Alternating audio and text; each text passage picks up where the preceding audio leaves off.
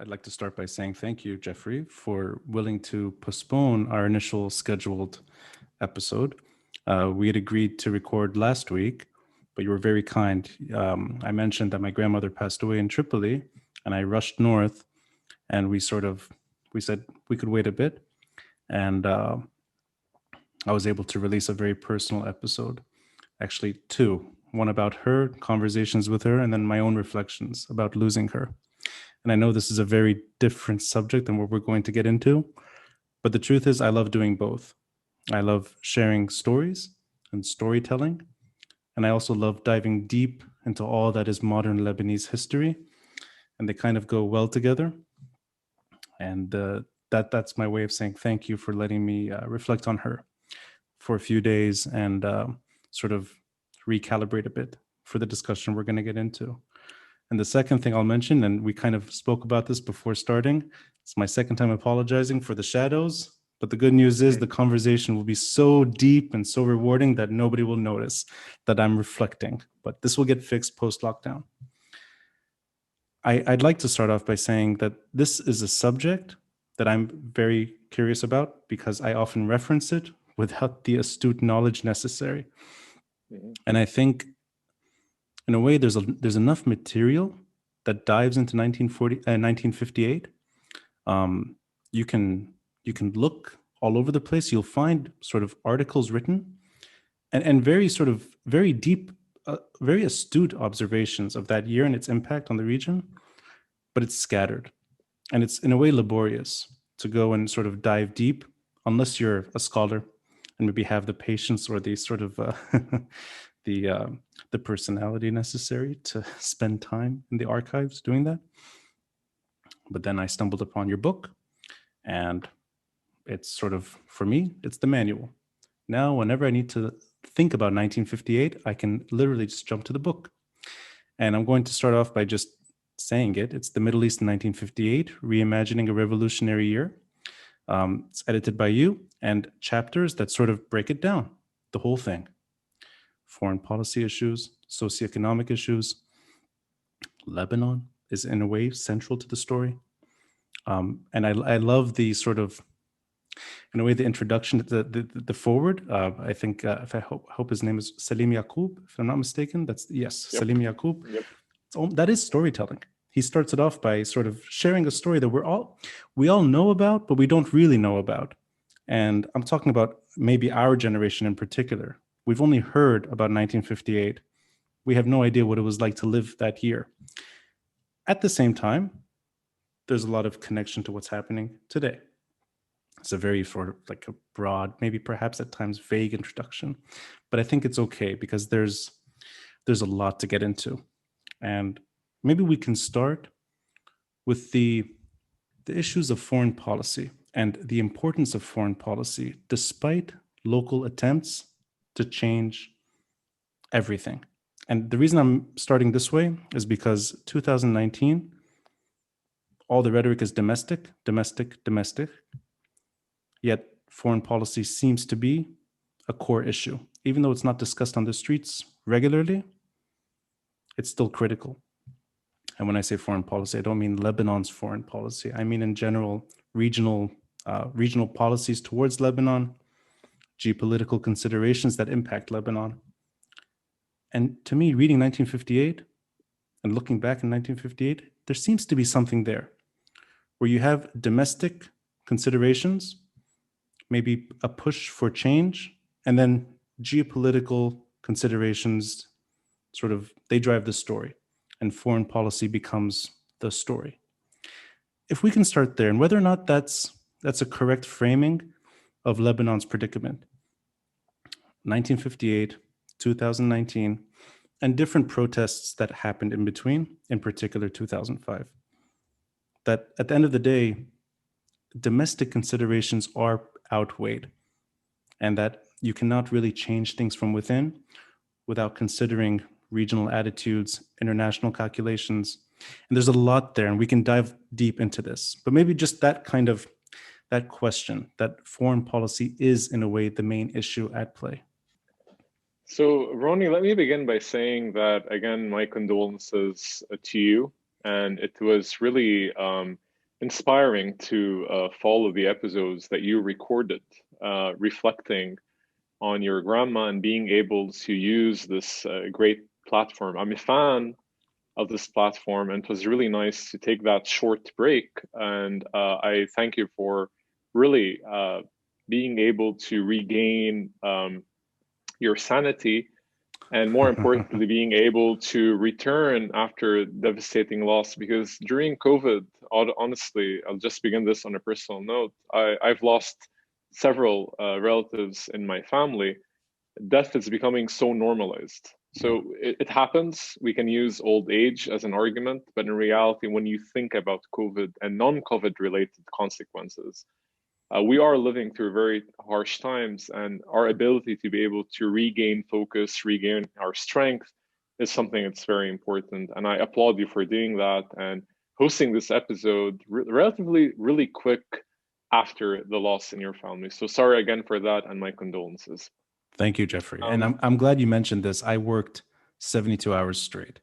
I actually didn't get the chance to mourn. I just put that episode together. And I realized that when you were mentioning how quick you were able to turn this all around, and kudos to you for doing that. And she will live on in your memories and the beautiful episodes that you've shared with not only your followers, but even that have an impact for how all of us, not only in Lebanon, but around the world, are dealing with death, regardless of the circumstances. But the idea of grief, the idea of being able to say goodbye to someone, the idea of closure are all contested. So it is a negative note to begin our conversation, but it's also an important one to reflect on. And thanks again for inviting me and for hosting me. Thank you. You touched on something that's very important. The relationship between domestic considerations and foreign policy realities. And the book, on many levels, as you've mentioned, we have scattered literature on the moment of 1958.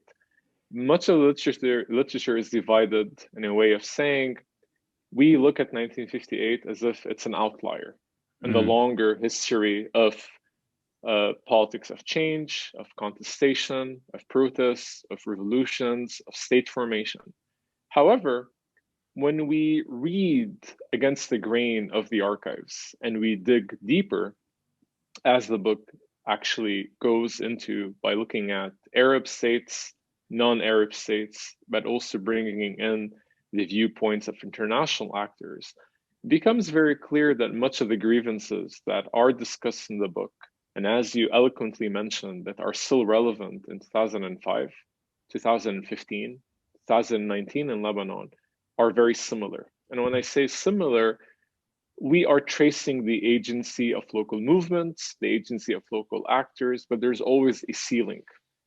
And that ceiling, as you mentioned, really has to do with the bigger question of how does this fit in international calculations, in foreign policy orientation. So much of the debate about the 50s really had to do with the idea of neutrality. Is it something that's achievable?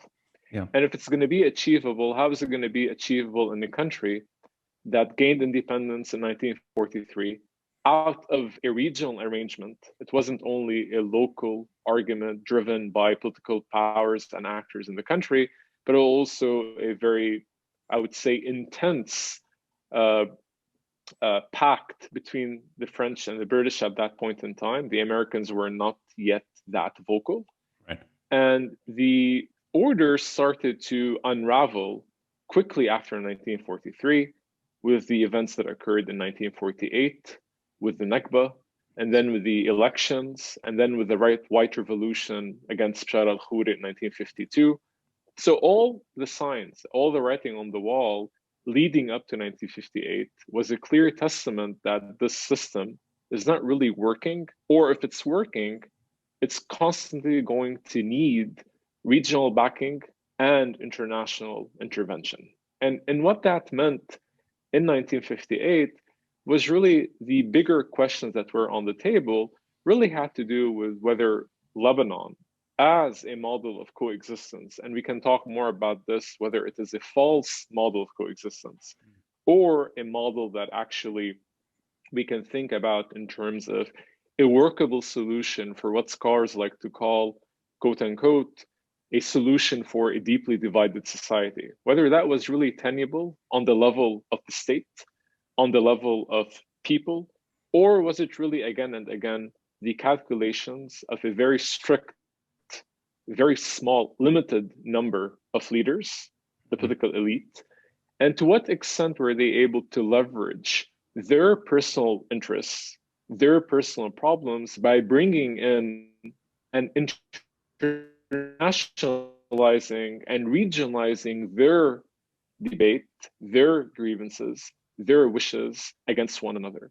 So what I'm describing about 1958 could really, if we drop the pronouns, because I haven't mentioned even one name so far, but the characterization of the politics of bickering on the eve of 1958, the elections in 1957, the rigging of the elections in 1957, debates revolving around the possibility of introducing an amendment to the constitution in Lebanon for the president at that point in time to be able to stay in term for another 6 years or introduce some kind of amendment is very similar to the news that's being circulated in Lebanon over the last 2-3 days. The possibility of introducing an amendment to maintain the status quo. And the idea of maintaining the status quo is always, in a way, characterized as a solution to a problem that's bigger than you, me, and individual interests. And that has to do with polarization that we can think of. But we're only going to replace the actors to a certain extent and be able to say we are still at the forefront of whether Lebanon, in terms of rulers that are elected, whether we accept the results or not, it's still a democratic process, whether we can achieve genuine neutrality. So much of the debate about 58, whether we are thinking about it in terms of the model that emerged and still remains a cornerstone of Lebanese politics, the model of no victor, no vanquished, that was the resolution to the crisis, the revolution that happened in 1958. And that still resonates to this very day, where no one can actually win, but we can only win through consensus. So what has really changed by replacing names or thinking about differences is that the internationalization of different crises, and as we saw what happened after August 4, was very similar to the debate that we saw, even though nothing compares to August 4. And let's be honest about that. Of course. But the idea that Lebanon should survive, Lebanon should be on the agenda of foreign players, and the idea that we need to attach ourselves to our old colonial powers, like be it France or to a certain extent having a better relationship with the United States of America. If I were to show you archives right now that are talking about these debates in 1958, they're exactly similar when it comes to protests in the street, when it comes to the use of tear gas, when it comes to the use of the military, the Lebanese armed forces to maintain the status quo. So there are so many parallels that we can draw on. But the most important point that I'm going to end with your on this note and this question really has to do with the idea that I, as a political scientist, I'm very cautious about drawing these broad linkages.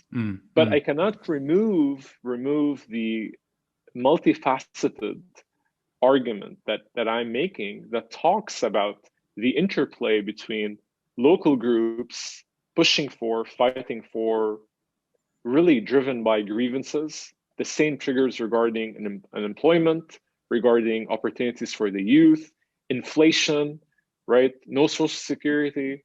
And then the regional aspects of how can certain leaders be able to piggyback or to a certain extent benefit from receiving foreign support in order to use it against local allies. And much of the discussion that we can think of and talk about is really replacing some names, replacing some polls, replacing some blocks in the region. But any characterization of that moment in time leading up to 1958, which Malcolm Kerr famously called the Arab Cold War, and has become one of the most important ways of framing the politics of bickering and the politics of alliances between Arab states and non-Arab states, whether they're closer to the West or they're closer to the Soviet Union, even though much of the literature that has actually framed this moment in the Middle East as one that's only understood through a Cold War lens has right now been debunked and has right now been challenged. it's much more complicated than that when you go beyond the East versus West, capitalism versus communism, and be Right, able to right. think about these grievances taking different shapes and forms. So we can talk more about this, but it's very important to keep in mind that we are not talking about a straight line from the Nahda to 2019, but we're talking about a long durée of processes that have different shapes, different forms that do unfold. And when they unfold, it's important to understand that it has never unfolded in a way where it was sufficient to be able to say local grievances alone are going to be able to lead to change. It's Right, always been right. a formula, as you mentioned, where it's local grievances coupled with regional considerations, and more importantly, what's happening on the international stage, and whether to a certain extent the tilt can go closer to the aspirations of what thousands and tens of thousands of people want, or whether it's going to come back down to a very narrow pact that's really going to maintain the status quo rather than lead to any drastic change. And unfortunately, I can say this in 2021, much of what we've seen has been a way of revamping the same status quo, changing some names, looking for new contenders to the system.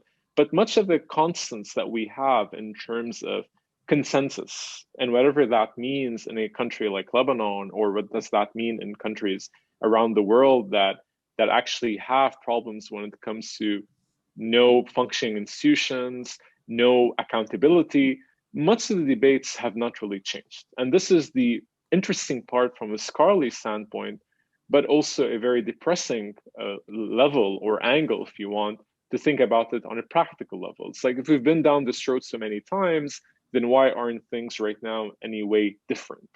And the answer lies really in looking at this connection between several levels and several factors rather than putting too much attention to local dynamics. The book and what we do in different chapters is really to show that we need to adopt a multifaceted, multi-layered perspective to be able to understand why these moments often translate into some shape or form of change or some kind of reform, or why are they actually defeated, or to a certain extent, why do they get stalled? And this is what we're observing right now.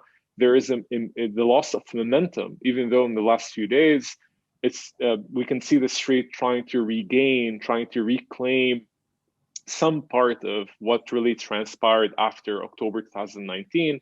But I would say to a certain extent, time will tell whether this, again, will be the second wave of 2019, or in the longer durée, I can't keep count anymore of which wave or which cycle are we in, not only in Lebanon, but if you want to compare it in terms of phases of the first wave, the second wave, or the third wave. And this is something we can talk about before the Cold War, during the Cold War, after the Cold War, and just recently.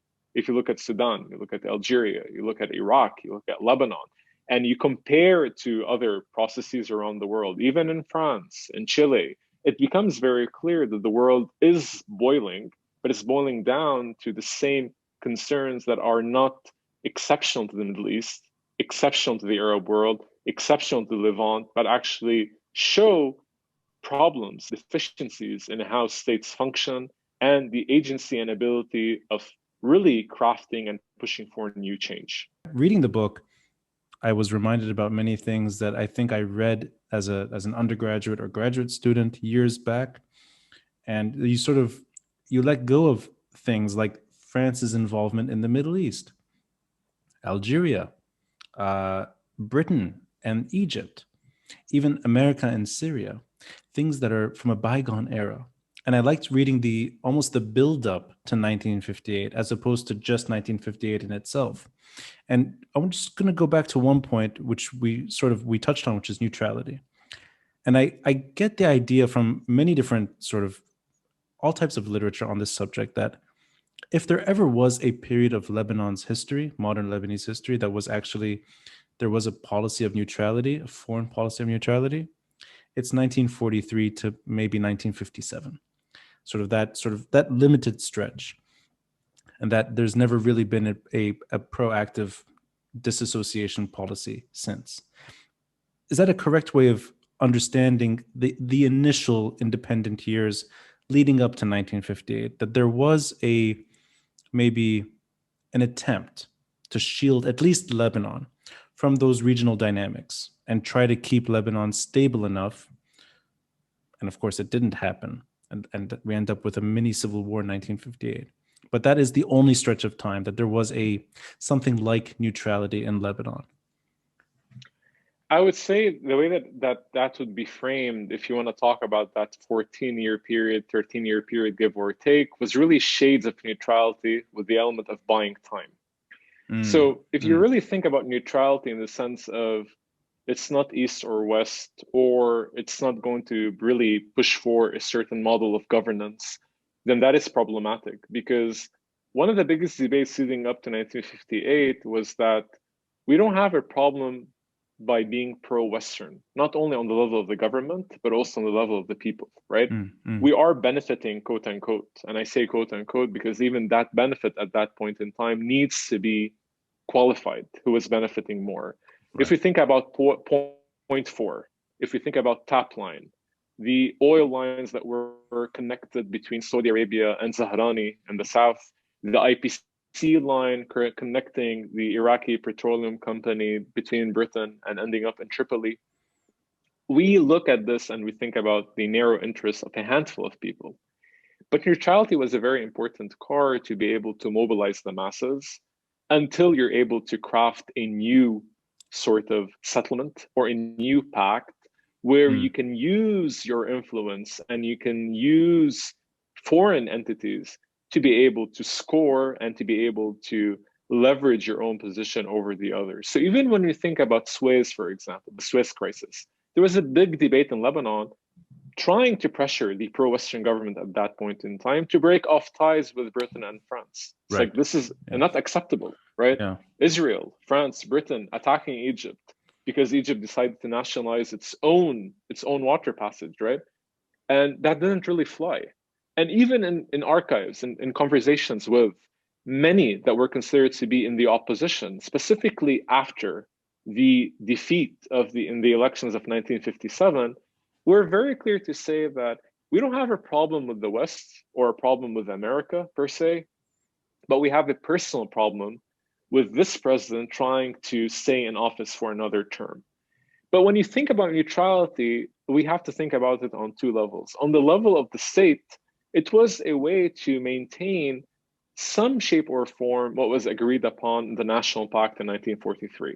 That we're not going to be too close to the West, we're not going to be too close to the East, we're going to maintain an Arab face, but we're going to maintain a very, very Western-friendly economy, right?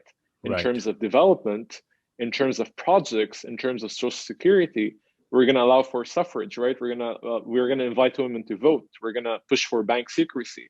So when you're thinking about the banking system at that point in time, no one was actually against Lebanon taking a very close direction to being sort of very, very distant from what we saw as the beginning of Arab socialism as an experience in different governments, be it Egypt or elsewhere. There was a very strong commitment from local leaders, regardless of whether they belong to parties across the political spectrum, to make sure that Lebanon's economy will remain insulated from pressures that actually were happening in other countries. So when we talk about neutrality, it's important to be able to nuance that and say, well, neutrality was a model used by every single sitting president and prime minister and cabinet and even parliament.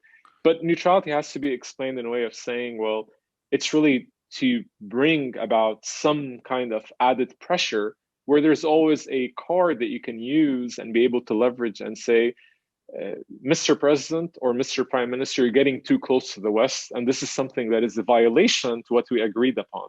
But that doesn't necessarily mean that that was really happening. Even though we can talk more about this, at that point in time, much of the archives offer a very clear perception of Lebanon more than other countries. And here we can talk about Saudi Arabia, we can talk about Jordan, and obviously we can talk about Iran being really close to the West, being part of America's global strategy of containment.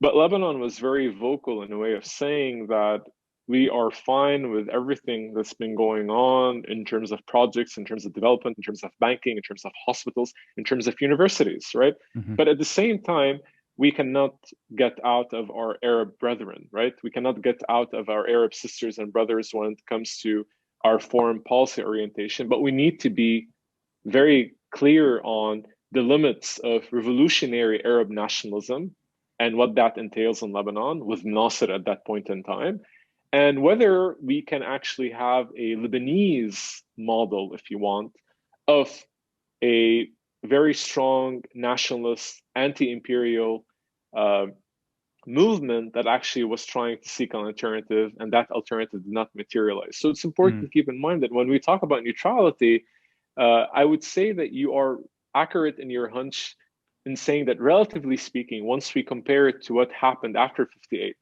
and what led to the Second Civil War in 1975, Yeah. that neutrality is really in question because of the vivid experiences of many local groups in Lebanon seeking direct support, receiving support from regional actors and international actors. And to a certain extent, in the period between 43 and 58, I'm not going to say it wasn't there, but it was more muted.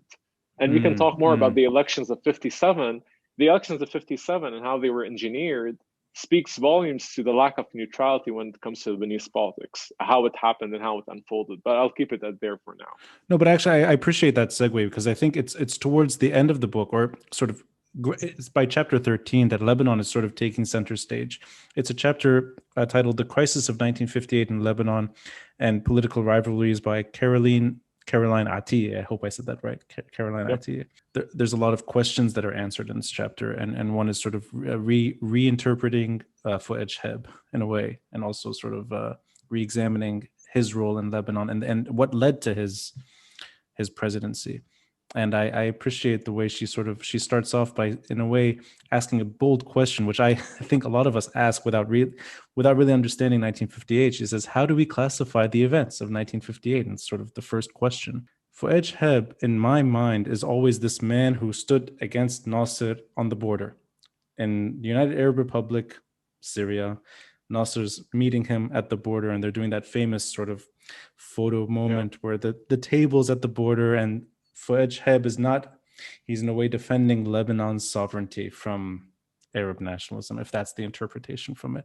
Yeah. Yet, at the same time, Lebanon fundamentally, I mean, there's no, these borders are so fluid that even with that military figure at the helm, and even that sort of attempt at real state building, uh, I mean, every single conflict, every single issue, every single ism in the region impacts Lebanon thereafter.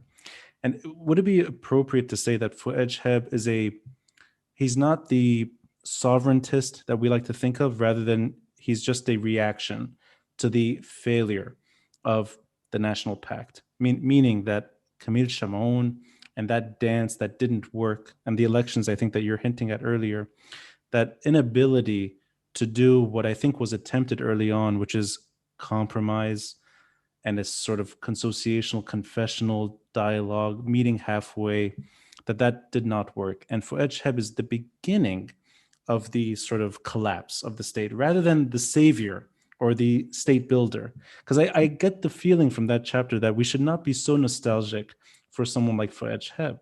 We should actually maybe look at him as sort of, that's the inevitable conclusion, that the national pact and compromise and that kind of way of governing, even neutrality, this was a flickering moment. And then thereafter, Lebanon is sucked into every single conflict that you could imagine from 1958 onwards. And I hope I'm asking this the right way, that I sort of second guessed my relationship with Fouad Chehab after reading this book, and in particular that chapter. And I don't know if that's the same for you, if there's sort of a different way of looking at him as a result of sort of re-examining everything that led to 1958.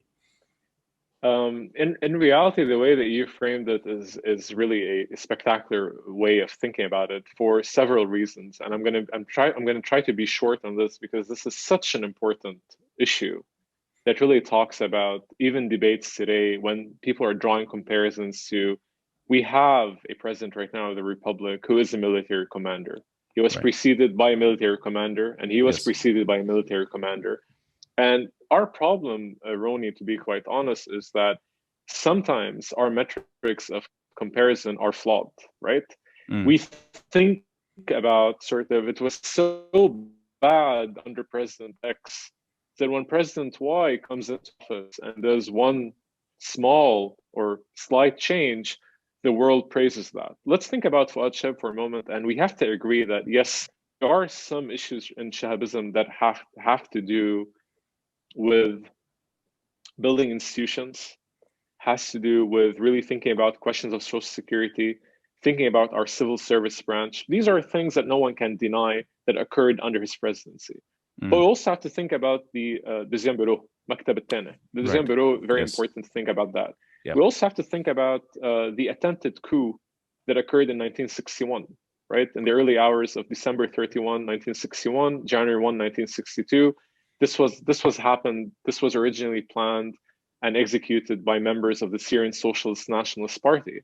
But this was a very big testament that something in the system is not working, something is Mm. broken, there is a level of frustration, and there's a great book by Adil Fshara about the politics of frustration in 1961, which shows another picture of Shihab and saying everything that you described in comparison to President Shamaoun being very close to the US ambassador in Lebanon, being very Mm. close to Mm. America, getting support from the US Embassy in Lebanon and others, and this is well documented. It's not only in the book, but it's well documented in archives, to crush his domestic opponents that were basically part of the same alliance that brought him to the presidency in 1952. And here we're talking about Kamal Jumlat, we're talking about Saeb Slam, we're talking about the same individuals that together formed an alliance against Bashar al-Khoury in 1952, were the same ones that were kicked out of parliament, lost their seats, Yeah.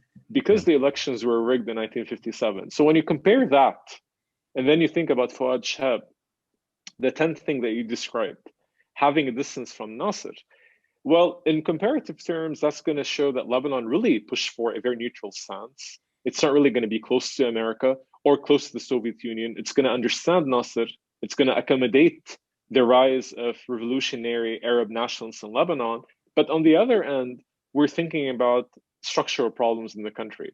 Yes, we're going to build institutions. Yes, we're going to try to make the service more impartial, but we don't have to forget also a very important segment about Shahabism was really um, our balance of civil military relations started to basically fall out of balance. Let's put it that way, to put it Right. mildly. Yes. Yeah. So when you think about that balance and you want to compare that and moving forward to Hello and then moving forward to Frangi and then Sarkis in the beginning of the war, Right. there's Yeah. always been an attempt by really understanding the limits of having the Lebanese armed forces getting involved in politics because they were getting involved. And then thinking about that in today's discourse when it comes to providing aid, giving out relief efforts, it's still the Lebanese armed forces. So we have to think about Shihab on both levels and say, well, let's be nostalgic about the part where someone said we're going to build institutions, but he said, I'm going to revamp the system as well. Shihab was calling for abolishing political sectarianism, right? But then he Right. said, well, I can't do that. I have to work within the confines of the national pact, which I know doesn't work, but we have to try to accommodate it. And then I'm going to stay in office for 6 years, and that's it. And then we see that attempts up to the civil war where everyone's attempting to say, I'm going to take some distance from my predecessor to try to craft something new, but Mm. that something new has to be within the confines of an established order that we think is still tenable, even though the writing was on the wall, right? We had all the signs in the world that this is not working, right? Yeah. And Yeah. it wasn't only a moment of 43 or a moment of the Nakba in 1948 or the moment of the Naksa in 1967 or the Cairo Accords or the Melkar Protocols in 1973 or the beginning of the Civil War. Because even if you think about the Civil War in 1977, there was an attempt to think about revamping the National Pact, revamping what actually happened in Ta'if later on. The first draft of Ta'if, in terms of we need to think about this Christian Muslim ratio, we need to understand the confines of Yes. power Right. sharing, Yeah. happened in 77. Yeah. So why the hell did we go for another 12 years of skirmishes, regional problems, internationalization of the Lebanese civil war, intra-sectarian fighting, really thinking about all the issues that I'm not going to say could have been avoided, But if we're going to come back to the same table and debate what resurfaced in 1958, no victor, no vanquished, and then come to it in 1977 and say that there is a model out of this. The model out of this is really abolishing political sectarianism, or at least making things more equal, if you want. And it was never about equality as much as it was sort of making sure that we have a consensus that actually happened in 1932. We haven't had one since then, but trying to take into account new changes. And then people go back to Chehab and say that was the moment where we had a state and then it collapsed. But the idea is that he inherited a state that was not that strong, quote unquote, or wasn't really on the verge of really what we expect, or what is a textbook definition of a strong state without the military aspect of it. If we're talking about strong economy, if we're talking about development, if we're talking about fair distribution of resources, if we're talking about lack of grievances or no grievances whatsoever, we scale, unfortunately, and we score very poorly there. But if we're talking about a strong state in terms of an actual presence of the military being bigger, stronger, adding more troops, adding more sectors in society, Lebanon's role at that point in time being very instrumental in Cold War considerations and thinking about the coup that occurred in 1961 does paint a very different picture of Chehab. And Caroline's chapter, and she has a very good book also on Lebanon in the 1950s, is really one of the few takes, if you want, that actually try to say that yes, there are many positives to think about Chehab, but let's be clear to how we understand some of these issues, some of these problems, rather than just fall victim into the trope of it was a golden era, and a golden era of nostalgia, and an era of development, and an era of like economic growth, because some of these are true, but they have to be qualified against the bigger background of if things were working that much, then why constantly there is a constant debate with every new president, every new cabinet of ministers, that this system has to be revamped. So I think Shihab, the way that you framed it is that, well, there are things that happened under his presidency that still matter to today, right?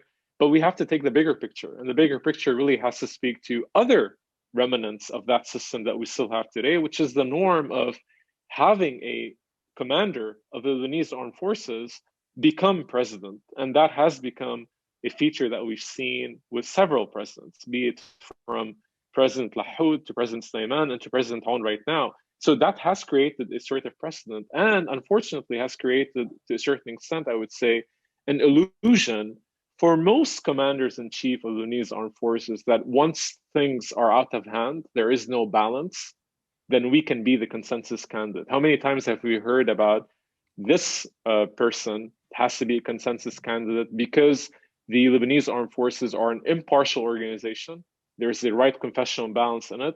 So that person can really take a step back from everyone. But what we've seen over time is that that needs to be qualified, and that needs to be fleshed out to understand both the positives, but also the many negatives that have to do with not finding a accurate and normal balance in civil military relations.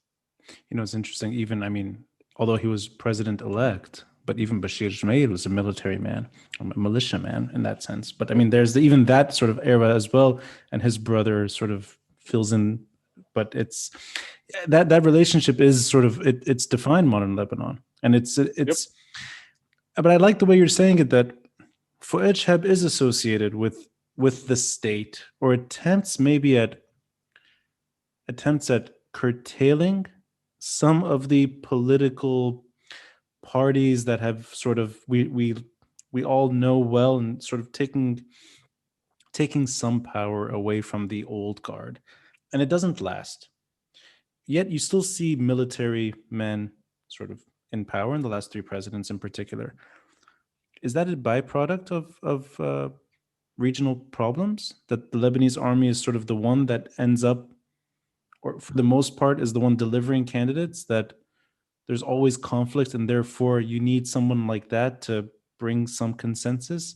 Because I'm curious why it's a repeated pattern. Well, much of the discourse regarding and surrounding this discussion really has to do with whether this institution is really impartial or not. And when we think about an impartial institution, there've been several attempts where the military was able not to get too involved. I'm not going to say not involved, not too involved. So in 1952, the military under Fouad Chehab at that point in time refused to go against the revolutionaries, even though it was the White Revolution. They decided not to use force. In 58, it was a very tactical use of force, very strategic in a way of saying the president wanted the Lebanese armed forces to go really crack down on the opposition. And Fouad Chehab said no. And much of the debate about Fouad Chehab moving forward was really, did he do it because he was really trying to preserve the sectarian balance of the Lebanese armed forces from disintegrating? And if we're reading history backwards, everyone's going to praise Chehab and say, well, this is what happened in 1976 in Lebanon. So Chehab was smart in 58 and 52 not to commit the Lebanese armed forces, because once the Lebanese armed forces are committed to using force, then basically that gets to a point where it might disintegrate along sectarian lines. However, your important point regarding this personality, in terms of this person can really take a distance from everyone, really has to do with the idea of who's supporting Lebanese armed forces, what is their function in reality, and to what extent have they been able to be the only remaining institution that was immediately restored and revamped after the end of the Second Civil War. Yes. So the world looks at the Lebanese armed forces as an institution that has a certain basically loyalty to particular individuals, particular movements, but to a certain extent has been a reliable partner in bolstering the status quo, maintaining the status quo. To a certain extent, there is this image, if you want, that bringing a candidate from like basically train the military and from the armed forces could find the right consensus across the board, because typically in Lebanon, that has been insulated for years and years and years from the actualities of military coups, does show that the armed forces, to a certain extent, are one step higher, if you want, than political problems and the political agenda. So there is this firm belief that Lebanon was immune to coups, right? We only had one attempted coup that we can talk about in terms of, I would say there was more than one, but in terms of literature and scholarship and what we know, we've only had one in comparison to Iraq, in comparison to neighboring Syria, in comparison to Jordan. So the military did not get involved in politics, even though if you want to look at it from a scholarly standpoint, this was intentional.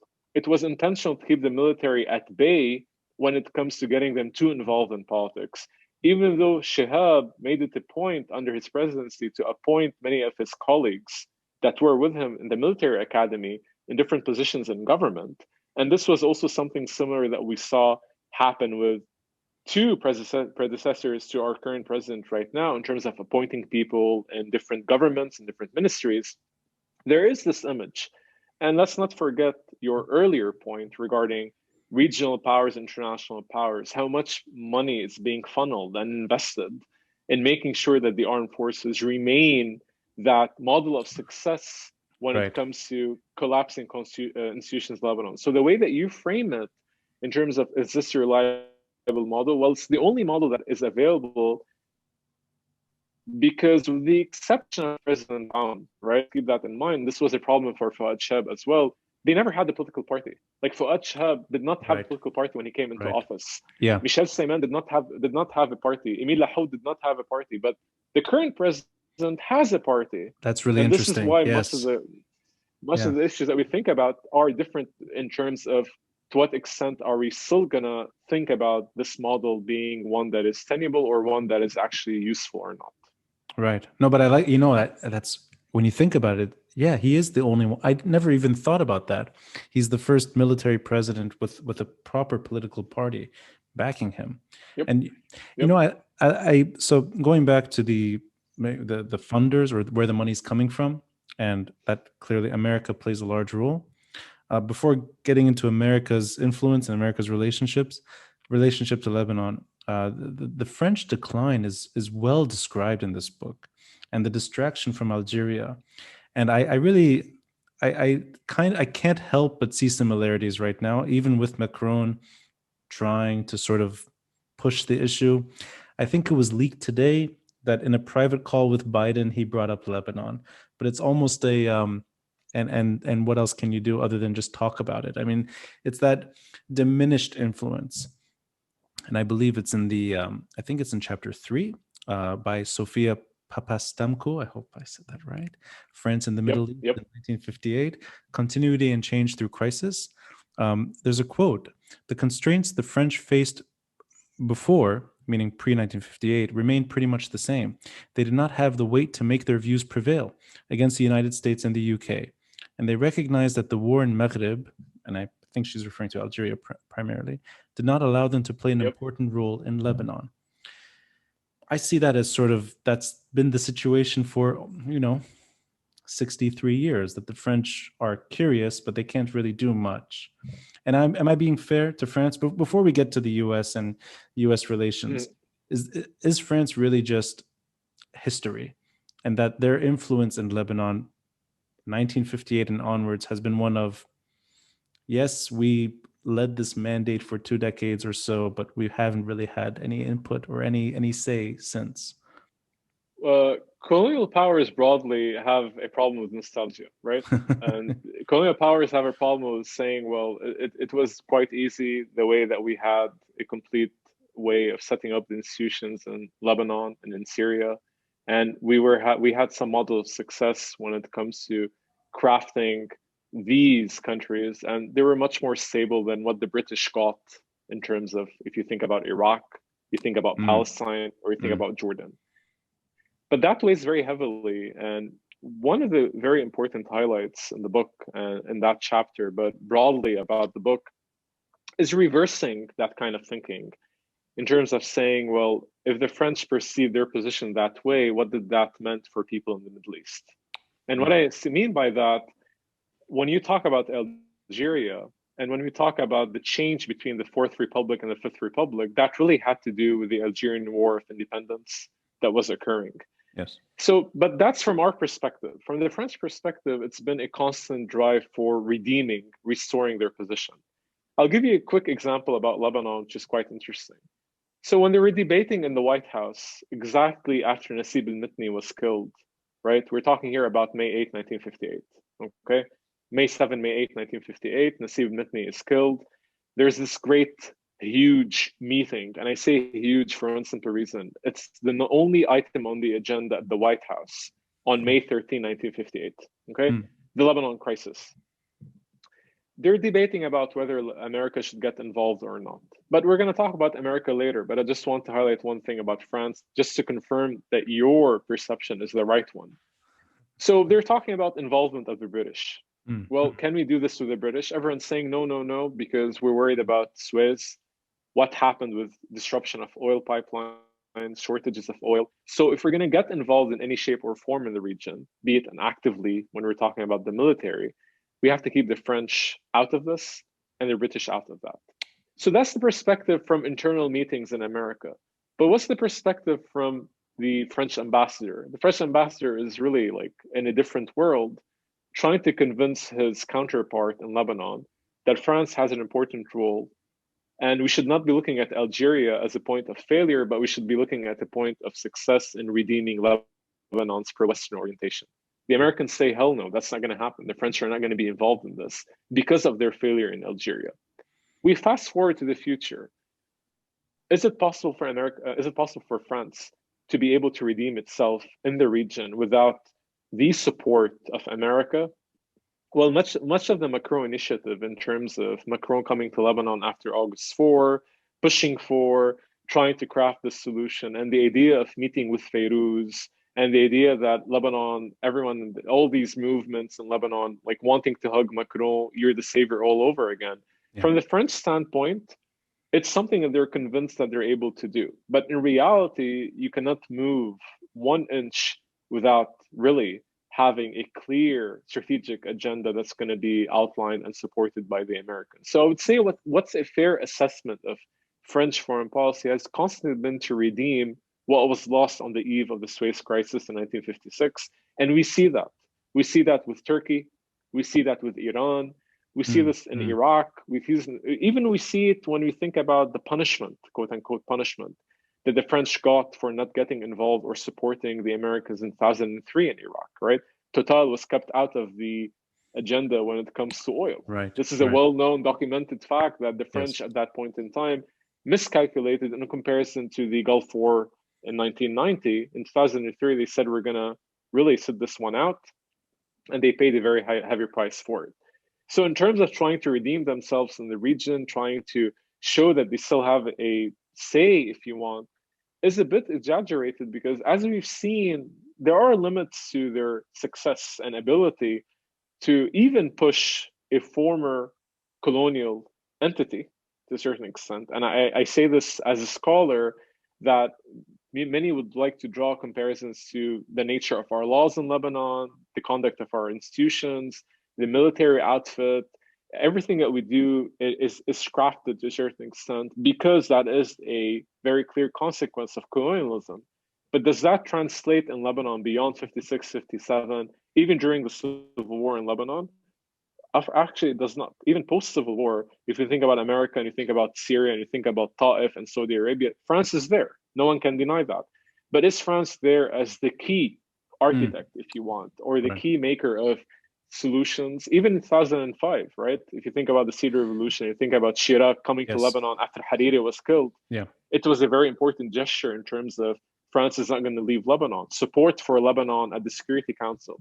But we have to think about that and look at the relationship between Western allies to be able to say, well, could the French, if you want, independently craft a solution that's not going to basically jive well with American interests? And the obvious answer is, so far, it's been hard to pull off. And I don't think that's going to change, even with Biden right now, because with Trump, we know how things were. But even with Biden right now, it's hard to be able to see France and Macron specifically facing problems at home with the Gilets jaunes, facing problems at home when it Yes. comes to COVID-19, to being able to show a position of power or able to reflect domestic problems and try to gain some international successes. I don't see that happening in Lebanon or in Iraq or in Turkey, but I see very smart, if you want, foreign policy initiatives and attempts at France trying to craft a new way for it to be able to regain or restore some part of its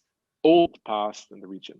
But it's a fair assessment, as you're saying, and unfortunately, we have strong, firm believers, the Francophone community, with all due respect, the Francophone community in Lebanon, that still believe that France will not leave this country to a certain extent. But even that sentence has to be qualified in terms: is it going to keep the regime as is? Is it going to support his relief efforts? Is it going to push for a donors conference?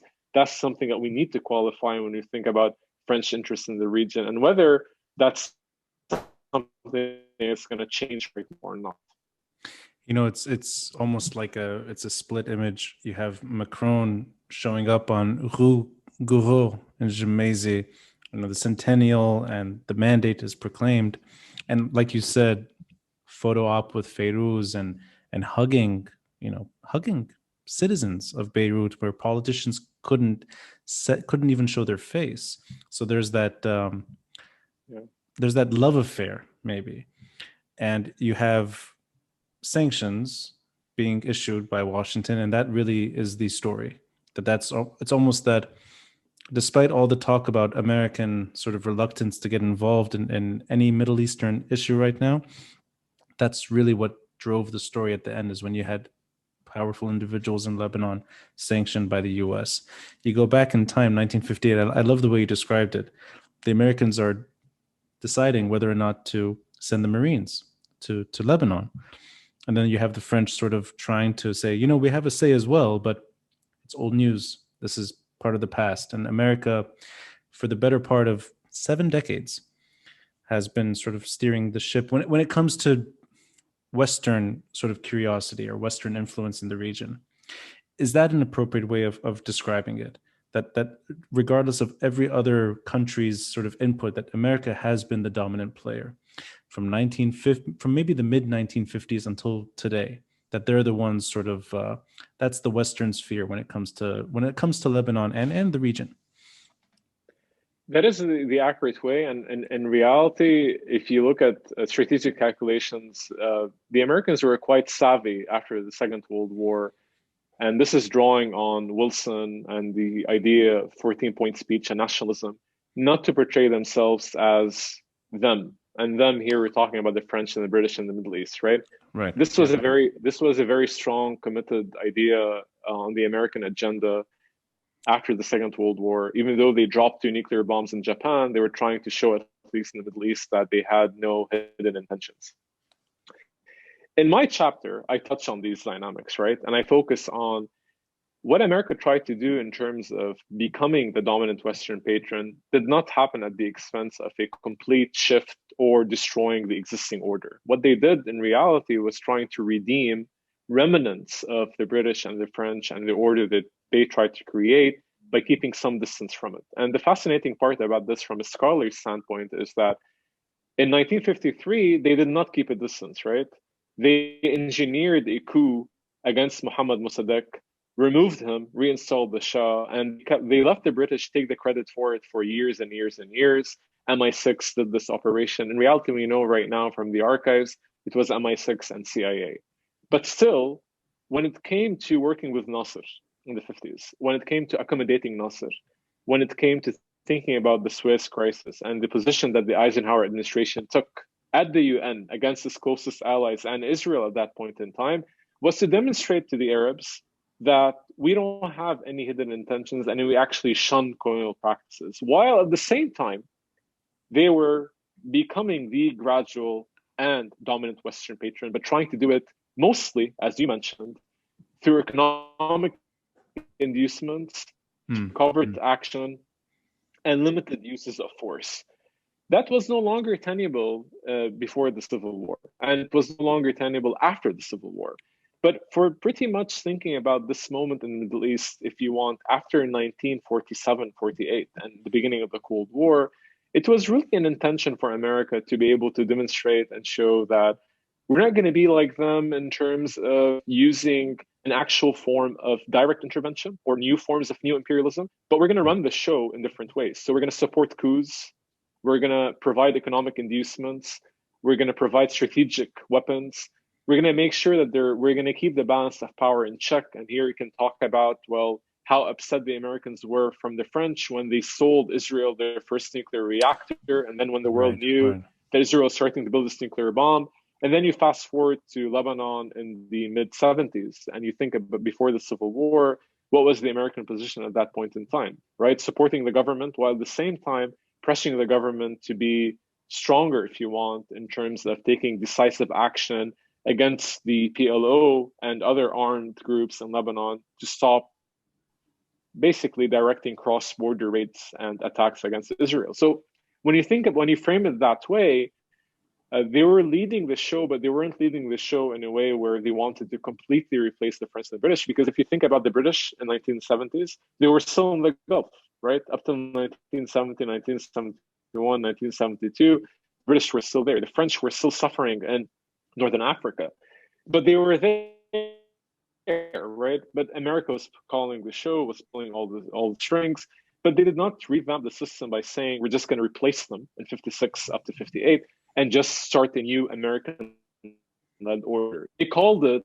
a Western-led order intentionally to make sure that they're not upsetting the process. Your characterization of really 6-7 decades in, it's very clear that America is chiefly responsible for how we think about the West in the region and how we think about the limits of Western interest in the region, even though there are episodes where you can still see the British doing things and others, but America has the final say, and that really has to do with the idea that there was one remaining superpower at the end of the Cold War that was undefeated, that was unchecked, and we didn't see a coalition of actors or states really rise up to the occasion and say, well, what to do with this only remaining superpower. So America was allowed in the early 90s to craft and really lead the liberal international order, even though it was brought to the table and it was brought forth for discussion. If you think about it for a moment, the period between 1990 and 2001 was not the best of eras for US foreign policy. If you think about the first Gulf War, you Yes. think about 1993 in Saudi Arabia, 1995 in Saudi Arabia, and then you fast forward to the bombings of the embassy in Western Africa in 1998. You think about all these episodes while America was standing on its own, and then you have fast forward to 9/11. You get another story where the Right. French and British, everyone would really want to support America with this global war on terror, but it also came at the expense that America was footing the bill in many cases. And it actually got swamped in many wars, specifically in the Middle East, that they are still trying to get out of right now. And when you think about that cost that was incurred on the French and the British, they did incur costs, but they're nothing in comparison to what America has actually been through in the last decades, 2 decades, if you want, and more. And that comes at the price that if you're going to take the lead, then you're going to have to pay the price. And this is something that was mentioned so many times with American diplomats when they went to the UN and tried to maneuver and get out of Iraq. If you break it, you own it, right? It became very famous in a way of you went in to dismantle a regime and a system.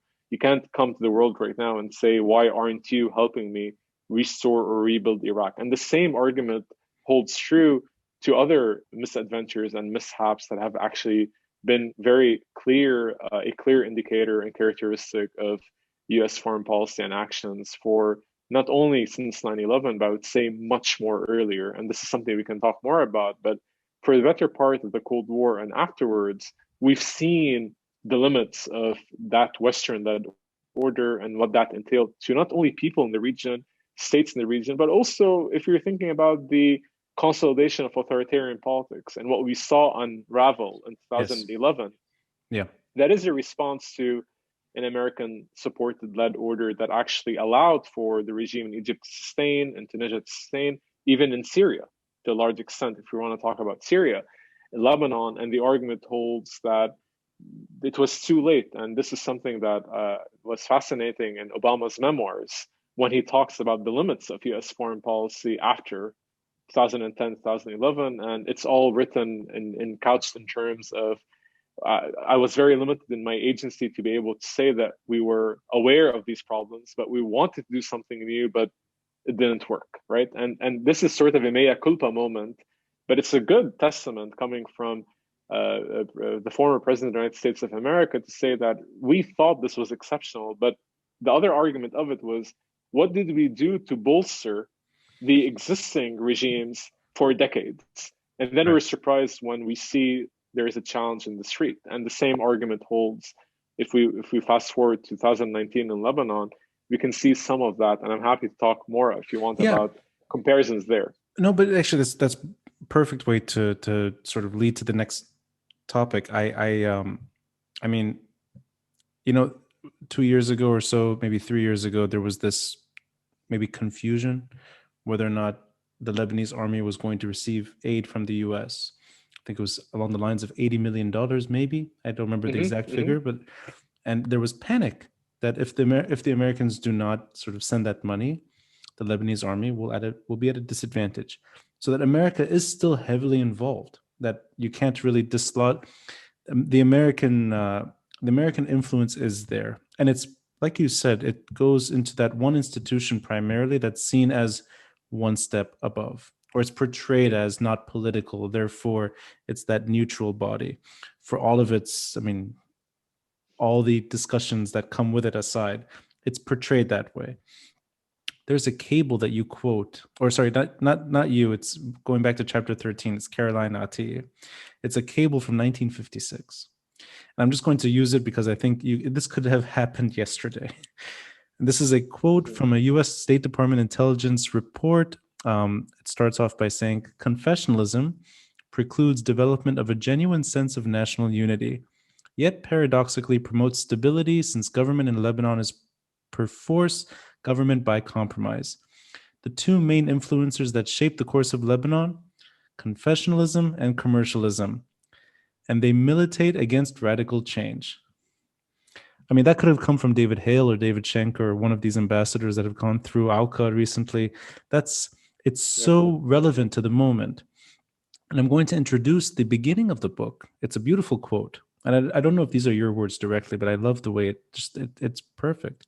To all the revolutionaries who fought bravely against injustice and cruelty, and the ones who are still daring to reimagine and create a better world.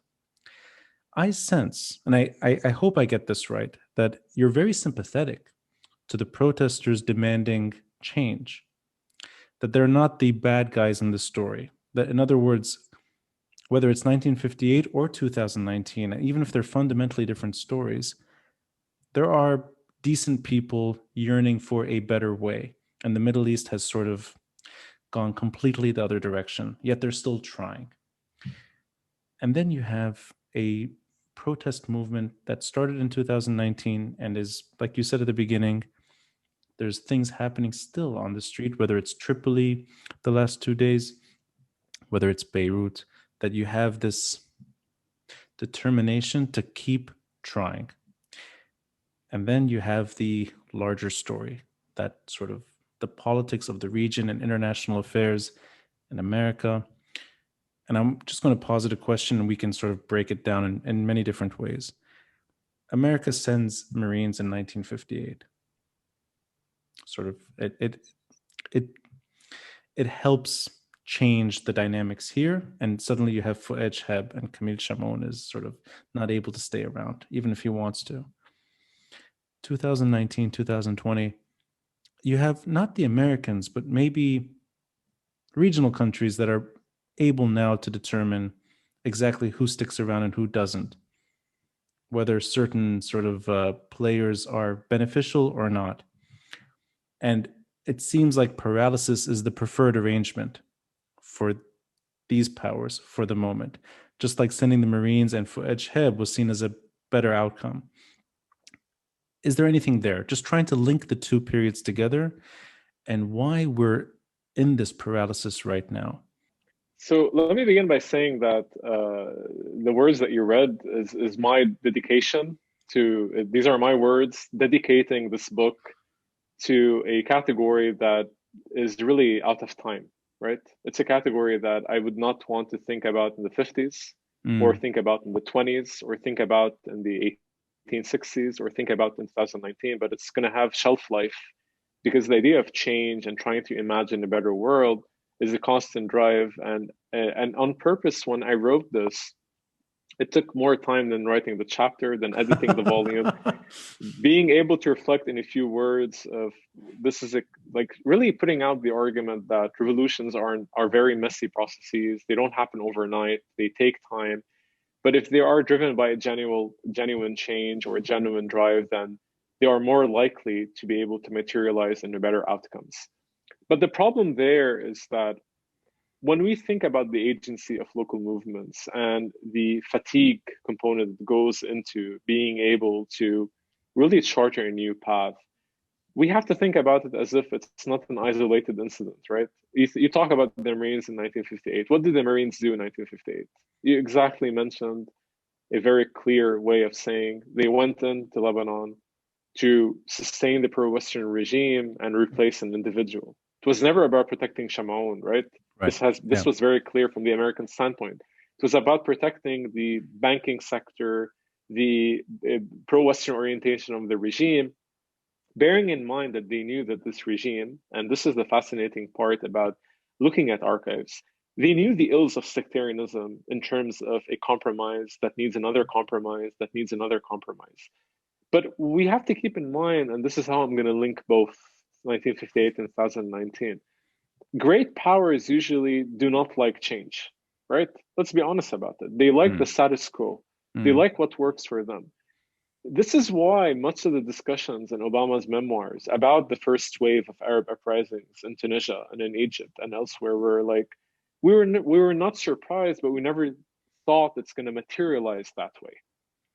So if I think about Lebanon for a moment and I compare it to 1958, they knew that this ingredient that in Lebanon that is only a very tenuous way of thinking about compromises is not going to solve the ills, the chronic ills of the system. However, if it maintains the country's tilt, the country's role, like what has been called as a merchant republic, its yes. role in energy security and energy policy, America's role and view in Lebanon as being a pillar in Zahrani and in Tripoli at that point in time, and even expectations right now with whether we have gas or not and what that materializes, shows that problem. And I'll give you a small example. So the uprising begins in Lebanon on October 17th, right? And then on October 18th, I would say the entire, I don't know, let's put it this way, put it mildly, 20% of people in Lebanon take to the street. We did see tens of thousands of people in the street.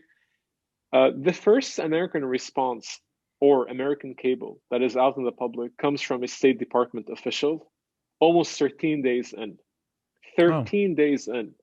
So if you go on the State Department's website, and the embassy in Lebanon also pushes and publishes parts that are related to Lebanon, you'd see that the first statement came something like between October 29 and October 30, talking about the agency of Lebanese people, their drive, their ability to change, their ability to call for change, and knowing that Lebanon is a very miserable country when it comes to rulers not being held accountable. It's quoted in a diplomatic way.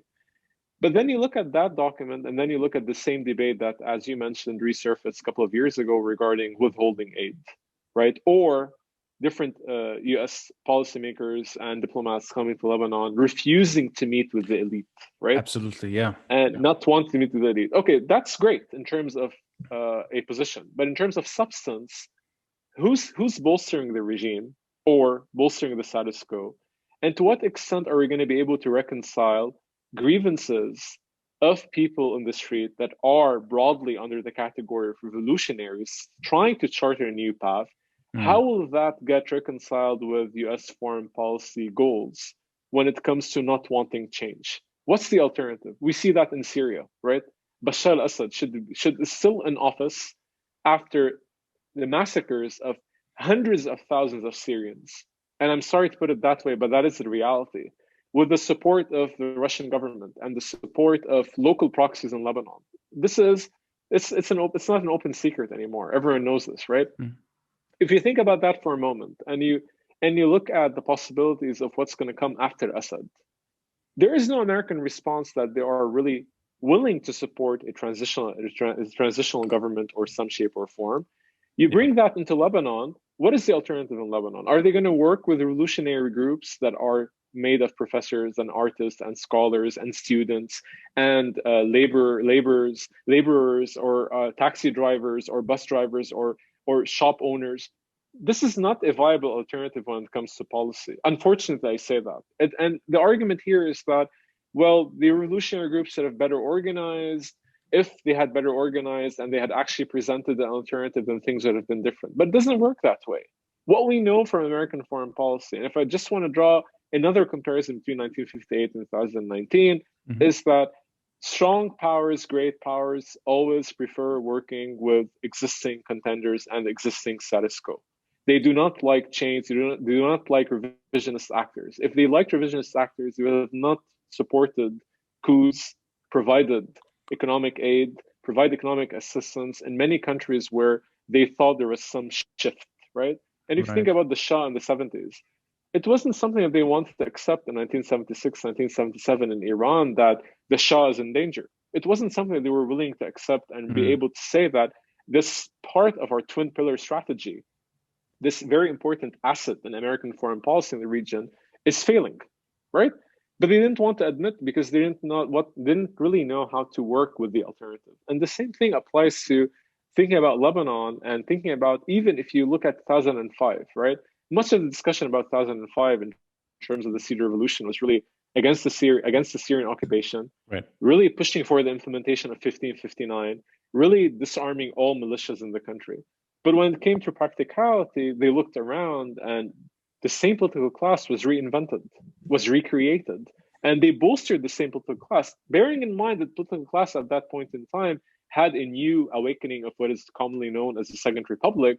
But when it comes down to it, they could not think about the alternative of what was broadly starting to become an active role of civil society. And we move forward to 2015, you think about youth sync, what is the viable alternative? Look at the elections 2018, how many civil society activists were able to crack that ceiling and enter parliament? 2 people, and then 1 person was dropped through a technicality when it comes to how the electoral ballots were counted or not. So you fast forward 2019 and you would say, well, these are bold moves, right? And we're not going to meet with political leaders in Lebanon. We're going to meet with activists. And then the assistant undersecretary of the Near East does meet with some of these individuals, right, Yeah. from some of these groups. Yeah. But how does that really translate into you're still providing support to the regime? You're still providing support to the most important institution. So any kind of comparison from the Cold War, beyond the Cold War, needs to take into account that if we're looking at domestic expressions of support, they're abundant, right? We support the agency, the people are free. But again, there's an agenda there, right? What's the agenda? If it's about, and this is where I wrote a critical article about former ambassador to Lebanon, Jeffrey Feltman's testimony, basically talking about what to do in Lebanon to Brookings. And I wrote a very harsh, and I would say very accurate critical take on the limits of whether we should frame everything that's happening in the street as against Hezbollah. Right. And I think, yes, this is going back to the beginning of the protest, right? It was maybe November, exactly. December. Yes, right. November 2019. And whether we Yeah. should take stock into that and be able to say, like, in a way, it was telling everyone in the street at that point in time that if you were to change or if you were to adopt a discourse that's going to make it clear that you're for disbanding this militia and you're for implementing UNC resolutions, then your likelihood of getting success from the world is going to be better, right? And I'm not saying this is the goal or not, but what I'm trying to reflect on is that even if we want to read that document and say, well, maybe some people in the street were genuine about the only way to solve the chronic ills of the regime really has to come by going against the guardians of the regime. And who are the guardians? A handful of institutions and a handful of political parties and the same political elite that happen to reinvent and recreate themselves. But from the American standpoint, if you look at it in 1958 or 2019 and you drop the pronouns of supporting President X or President Y, it's coming back to the same thing. We know that there are problems with confessionalism. We know that there are problems with this compromise model. But this is the only system that we're going to be able to sustain because it's the only system that we've seen been so resilient all these years, has been able to show that it's successful in mitigating crises, cracking down on opposition movements, and not allowing any contenders or revisionist actors to enter the political scene. Bearing in mind that if you look at the political chessboard in the 1950s and you compare it to 2019, we do have new players on it. But these new players have been basically, they've been there since the Civil War. So they've earned their seat by being warlords, and they've earned their seat by playing the same networks, patronage networks, clientelist networks, really using resources from the government to be able to build up the masses and build up their bases of support and bases of loyalty. But if you look at it from the American standpoint, why would you want to work with something that's shaky, not able to really win in the elections, not able to really show that with everything that's been going on, people have become hesitant, they're tired, they're worried from COVID-19. And the push that we saw, if we want to think about 2019 and really fast forward to 2021, I'm not saying it has dissipated. It has not dissipated. It's still there. But let's put it this way. It's really on a slow cooker. It's really like, it's at the point where right now that there will be another cycle. There will be another phase. And it's clear that this is going to happen. But what do you do with other problems that are constant? When you think about great power interests, when you think about support of the regime, when you think about the regime's ability to internationalize the biggest non-nuclear explosion in the history, not of Lebanon, of the world, be able to capitalize on it and seek support and relief efforts. And then when you fast forward to thinking about where is our agency, it's still there. Tripoli, you know more than anyone. Like when you look at Tripoli, your heart explodes in a way of saying, well, these people have two choices. Like we're going to eat or we're going to buy a mask. And they're saying it. They're saying it out loud. They're not really like mincing their words. And then there's a government that promises that we're going to begin this application and system for people to apply for money. And then if they receive the money, this is like sort of one of those surreal characterizations of Lebanese politics on a daily basis. And then you think about it from the perspective of, well, chances of what would have been in 2019, it's something that I touch on in the introduction of the book, that when we think about revolutionary, we need to be very clear that it's not going to make it or break it within a short period of time.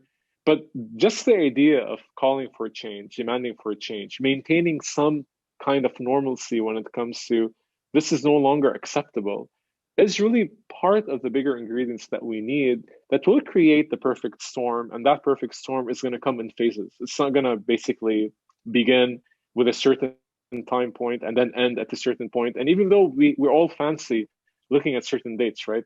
We fancy sort of 2005, 2015, 2013, 2011. These are important markers for us to be able to analyze. But in terms of thinking about when was it that point where things really changed or things started to become better, it's very clear that if you look at the reversal processes that have occurred since the first wave and the second wave, we shouldn't have any hope, right? But if you think about the long durée of the possibilities that this is going to take time, this is going to lead, it's going to take organization, the grievances are there, the system is not responding. But again, the biggest problem, I would say, I'm not saying this only because I'm a scholar of international relations, but I'm saying it from the vantage point of comparing, looking at the past and analyzing the present and trying to aspire what's going to happen in the future, is that we are caught in the middle of regional bickering. We are caught in the middle of international bickering. And we are caught in basically in a place where it's very hard to imagine a world where we're just going to wake up and just look at the entire political class that cannot be held accountable to anything, just pack up their bags and leave. And I don't see that happening right now, but maybe I have to be more hopeful and think that maybe through elections, but we've been down that road to a certain extent. Yeah. And yeah. But I'm going to just, this as subjective, and I mean, I'm putting you on the spot here. Is it the threat or in itself political violence that keeps diminishing these continued attempts or aspirations, whether it's in the 1950s or whether it's today?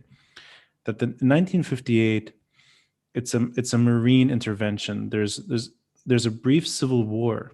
The military is involved. It's just 1975 is around the corner. And it's before 1975, really. 1970, the state begins to crumble. And then you have militia involved, and you have the threat of war. You have competing militia that contribute to the breakdown of the state. 2005, there is that aspiration for sovereignty and independence and an end to Syrian hegemony in Lebanon.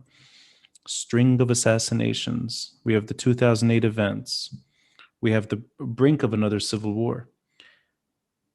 2015 is really maybe it's sort of shielded a bit in that it was really accountability and corruption for a very small, limited time. And it wasn't nationwide, really. It was a Beirut story. But 2019, it really is the evolution of 2015, and it takes hold. And now you're seeing the threats that are familiar, whether it's from proxies, whether it's from the political class, or whether it's really anything, where we're seeing right now in Tripoli, internal security getting involved in ways that they haven't in the past. Is that the is that the main stumbling block here? That these are aspirations that deserve their chance, yet violence or the threat of violence, intimidation, keeps the old ways persisting. And the old ways, I think that quote from 1956, that cable between confessionalism and commercialism, these are the two things that matter at the end of the day to Lebanon.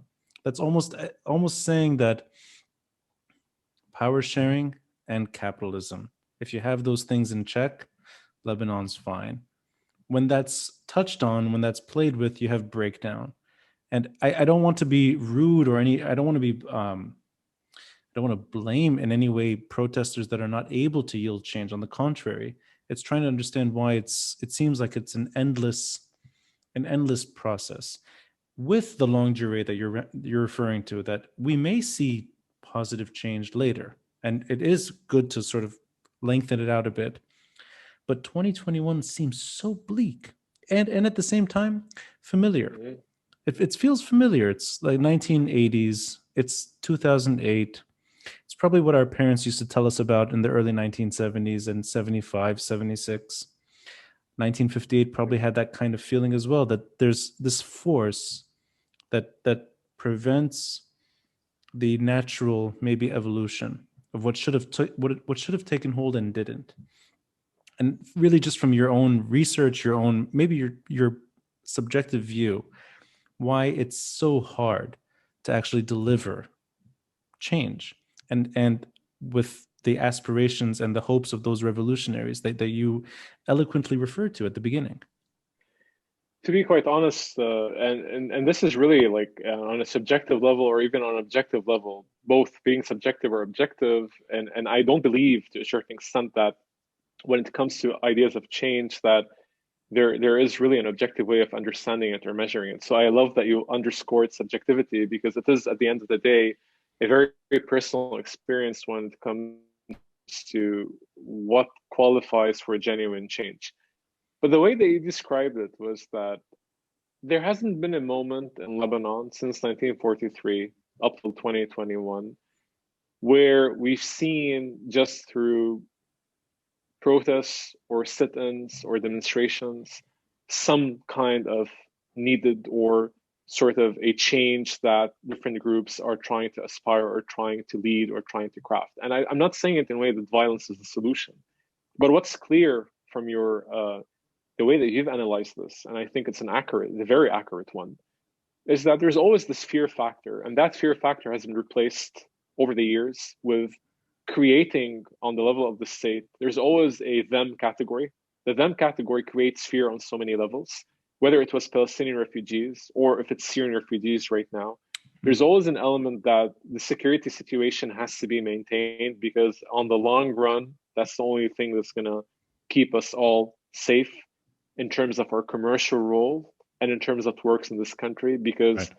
we're going to use the factor of going to another civil war as the psychological pressure point that no one wants to think of, right? Mhm. We're brought into this world worried that anytime we hear something's happening, some two clans are shooting at one another, or what you described regarding May 7th, 2008, which in reality, that these skirmishes in Beirut and in Mount Lebanon, in Shuf and Alay, there is no other definition from a textbook definition but say that that was also a mini civil war, right? We want to avoid that because we want to pride ourselves by saying Lebanon has not been to war since 1990, which is not true in Right. reality. Yeah. If you think about it in terms of skirmishes and just, and I'm saying I'm preaching to the choir here.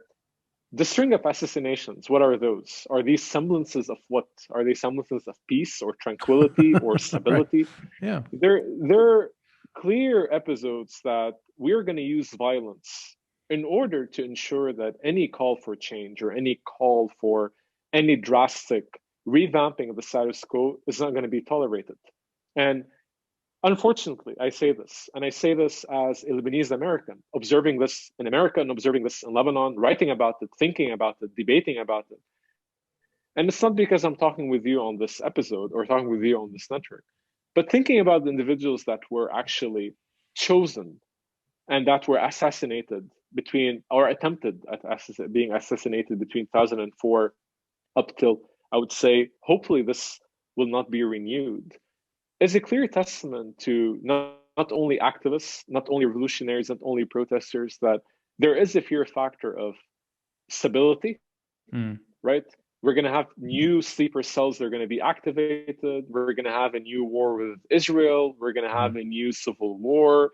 So the constant fear when it comes to change is that there is a price to pay. But when it comes to the element of paying that price, the actual genuine change, and this is where I'm saying it's not about being subjective or objective, but if I want to learn from the past, there's always been a price of blood, right? And we've paid that price tremendously. It's not Right. something that we are not accustomed to when it comes to calling for a change or when it's being critical of the regime. We've had journalists assassinated because they critiqued what we mean by coercive institutions in the government being Right. supported by regional entities, or what we mean by the role of the military. This is not an overstatement. This is what happened. Mhm. We've had members of parliament, we've had ministers, we've had military officials that actually try to, within the milieus of this political game, try to craft an alternative, and that was not tolerated. That was not tolerated by the same architects of the system that don't want any radical change. So let's think about that on that level and bring it down to a normal human being, right? A normal individual that actually is trying to look for some sense of dignity in a country that really deprives people from basic goods and services and necessities, trying to reimagine that they want something new and they can do it through the ballot box. They tried the ballot box, doesn't work. Right. They've Yeah. tried taking the street, it doesn't work. So if we're thinking about what is our last hope, if you want, and then we think about when did we have some kind of transformational moment, not genuine change, but some breaking point. Unfortunately, what comes to mind is the instances of violence. And I don't say that unfortunately because I'm being subjective here and saying I endorse violence or not. I'm talking here about aspects of change do require a toolkit that's going to be more than just chanting, more than just writing statements. It has to include some element that basically we are going to be looking for that change and trying to do something about it. And by doing something about it, this is where the repertoire has to be widened. And unfortunately, in Lebanon, we cannot deny that our generation is suffering from the trauma that our parents lived through in the Civil War and the trauma that we lived through growing up in Lebanon after the assassination in 2004, 2005, the war in 2006, and the war in 2008. So we've had our fair share of setbacks and our fears when it comes to, well, let's just leave. Let's pack our bags and leave because this is not going to happen. But I'm hopeful about one thing, Roni, when we think about change. I'm really hopeful because when you think about change, or if you want to compare it to any revolution that occurred in the world, it was never about the entire population taking to the street, everyone wanting change. There's lots of free riding that occurs in revolutionary moments. We've seen a lot of free riding where people try to benefit and say, and I like to quote this a lot when we were in the streets in 2019 as professors, as university, as scholars, working with students, working with everyone across the board, we constantly had a recurrent theme of, well, if this succeeds, I'll be the first to be in the street. And that came from our parents' generation that are fed up of the possibilities of change in Lebanon. So right. I know this from my parents. I know this from my in-laws. I know that from their generations. Like, it's not going to work. Lebanon, it's not going to change. It's people like Lebanon that way because it has a purpose to play. It has a role to play in international politics, in the foreign policy orientations and goals of regional powers. So good luck with what you're doing. We really support you. But we will be in the street once, and I'm not going to name names just to keep this as objective as possible. Once we see person X in jail, once we see person Y basically hung up on some tree in Saht al-Shahada in Martyr Square, just to redeem a small token of everything that's been going on for the past 25 years, then I will believe that change is possible.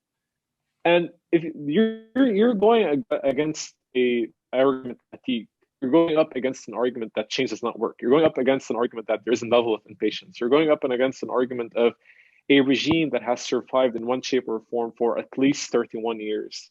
If we're just talking about the post-Ta'if moment, that's been able to reinvent itself, recreate itself, know where to give compromises, know where to offer compromises. If you think about Lebanon right now, we're going to have, I will not have, I know that you will not have, and many like us will not think, quote unquote, about this very nice political ploy regarding the vaccine, right? That we're going to bring the vaccine, even though countries that are like, if you think about America, you think about Germany, you think about France, the numbers right now are showing that maybe most of their elderly will not be vaccinated before August 2021. But in Lebanon, there's a very strong propaganda campaign going on that in early February, we're going to have them, and we're going to have, and I want to be hopeful that that's going to happen. But how much is that going to dissuade more and more people? And you mentioned something that's exactly extremely important, going back from the book. The idea of creating a government of technocrats.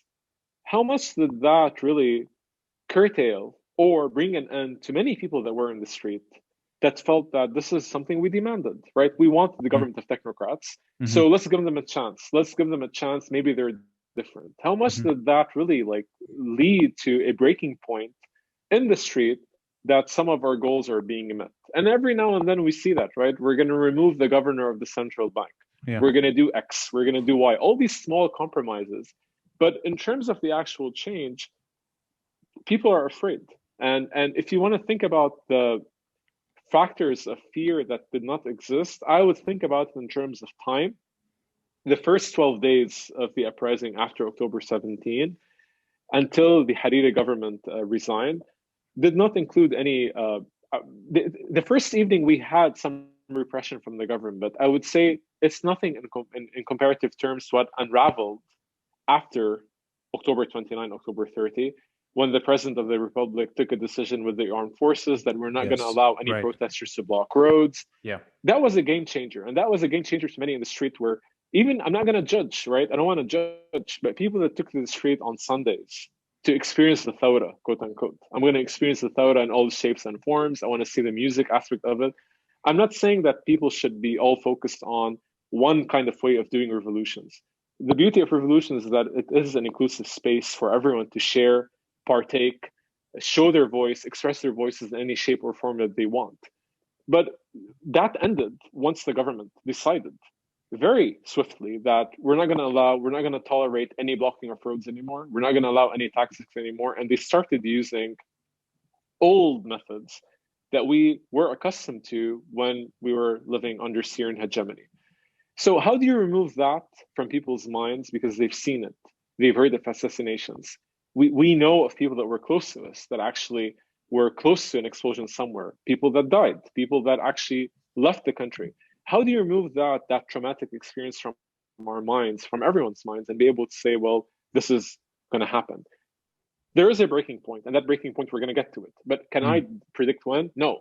No one can really predict when that breaking point is going to occur. But what you're describing right now, I think it's beyond a perfect storm, right? The value of the dollar, money being blocked, COVID-19, no measurements on the level of the government, the ammonium nitrate being left at the port for people to drive by there on days, the blood that's still in the streets, the apartments that are still shattered, people that have actually left the country, don't want to come back, families that have lost loved ones.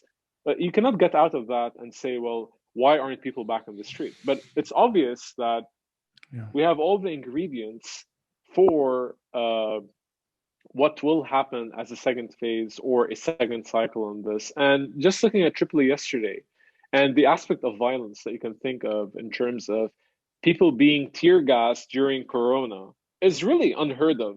Even though, not to put Lebanon on an exceptional scale, it's also happening in America. It happened in America. It's happening in France. It's happening in Chile. But in Lebanon, it's surreal because the poorest of the poor are basically, we can talk about some kind of conspiracy theories. They're being orchestrated by country X. They're being pushed by politician Y to sort of try to score something with another politician in Tripoli. And unfortunately, I personally hate descriptions of someone's running the show in Tripoli, as if people don't have agency to do it on their own, or as if people are not really genuinely hungry to be in the street and demanding some kind of change. But we saw the response yesterday, and we saw that many media platforms were somewhat completely silent about what was going on, waiting to see if this is going to turn to something bigger. But that also comes at the expense of people outside of Tripoli, even though something was happening in Beirut, something was happening in G, something was happening in different parts around the country. The idea of access to information with our phones, getting the ability to look at new pictures, what's going on, has been a very important driving force, but not sufficient to be able to ask people to risk taking to the street again right now, knowing that there are no places in the hospitals, knowing that the government will use every method that they have in their book in terms of repression. They were not held accountable, even though they all knew that ammonium nitrate was being stored at a location that people drive by there on a daily basis, where people have homes, where people have businesses. And this sense of impunity, if you want, when we think about I'm bigger than that, right? It's the same thing that we can go back in time and see many leaders doing the same thing. Like, it's not about me, it's really about them. The us versus them category has become a very important way of pushing any calls for change, but in reality, weakening the any kind of genuine call for social political reform. And no one can deny that the October Uprising, with all different faces and shapes and forms, to a certain extent, was really cross-sectarian, was really across classes. It did not really include leaders per se that were running the show. It was not only in Beirut, as you mentioned, it was everywhere in the country. And there was a genuine moment that there is a possibility. Will that possibility eclipsed with small compromises? Well, this is Lebanon not only in 1958, this is Lebanon in 1943, this is Lebanon in 1860.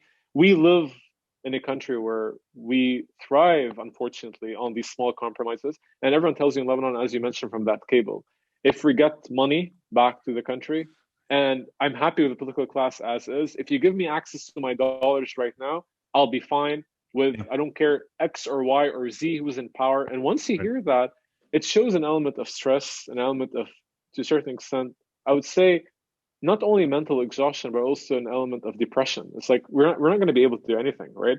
So let's just accept what it is, but let's try to fix some parts of it. And that's what's been happening, fixing parts of it. Even though personally, and this is where I'm being subjective, I know things were not told that way, even though this is something that your dad, Allah yarhamu, and my parents keep on saying, right? That we knew it was going to get better. It's just a matter of years, right? Just give it a bit of time and things will get better, right? It didn't happen. There, like, and with us, maybe we shouldn't be losing hope. But from my end, and from my opinion, to be quite honest, and being a scholar that works on these issues, that looks at U.S. foreign policy, that looks at politics of change, that looks at revolutions in the Middle East, well, it's going to take time. I can't determine when, but being able to break that fear barrier, and it was broken, means that it will be broken again. But what will the government do in response? What will the coercive institutions do in response? Are we going to see more moments of repression, more intimidation tactics? Are we going to see massive arrests? Are we going to see the typical response that happens in unpopular regimes and that are borderline, that have the semblance or substance of being called a democracy, but in reality, when you look at the actual practice of how we do things, that's not going to be really easy to convince anyone that change is even possible. But we live on a daily basis and we're reminded on a daily basis, and this is hard. You can't drive anywhere in Beirut, not because of the restrictions of the corona, of the lockdown, but you can't drive anywhere in Beirut and not come across people that have given up their life, whether none of it's by choice, to be quite honest, fighting for creating a better path, for really pushing for change. And we have vivid reminders anywhere that we drive, from the Civil War, before the Civil War, during the Civil War, after the Civil War, after 2005.